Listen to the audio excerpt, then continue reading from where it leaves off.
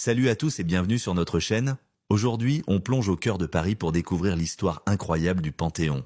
Vous pensez le connaître? Pourtant, ce monument a eu 1000 vies, passant d'église à temple républicain. Prêts à remonter le temps, tout commence en 1744. Le roi Louis XV tombe gravement malade et fait une promesse. S'il guérit, il construira une église grandiose en l'honneur de Sainte Geneviève, la sainte patronne de Paris. Promesse tenue, le projet est confié à l'architecte Jacques-Germain Soufflot, qui imagine un édifice monumental mêlant grandeur antique et légèreté gothique. La première pierre est posée en 1764, mais le chantier est long et complexe. Soufflot meurt avant de voir son œuvre achevée et l'église n'est terminée qu'en 1790, en pleine Révolution française. Et c'est là que tout bascule. En 1791, les révolutionnaires ont une autre idée. L'église devient le Panthéon, un temple laïque destiné à honorer les grands hommes qui ont fait la gloire de la France.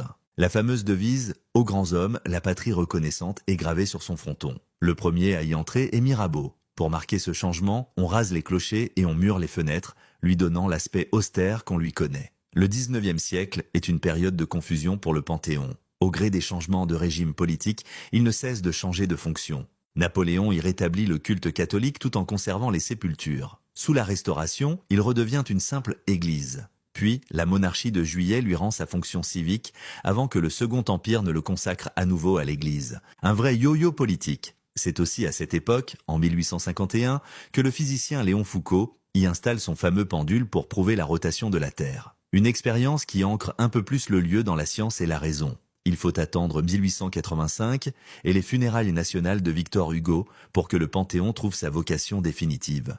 La Troisième République en fait le temple républicain que nous connaissons aujourd'hui, la nécropole laïque des grandes figures de la nation. Depuis, il accueille les dépouilles d'illustres personnalités comme Voltaire, Rousseau, Émile Zola, Marie Curie, la première femme à y entrer pour ses propres mérites, ou plus récemment, Simone Veil. Le Panthéon est bien plus qu'un simple monument. C'est le miroir de l'histoire mouvementée de la France, un lieu de mémoire où la nation rend hommage à ceux et celles qui l'ont façonné.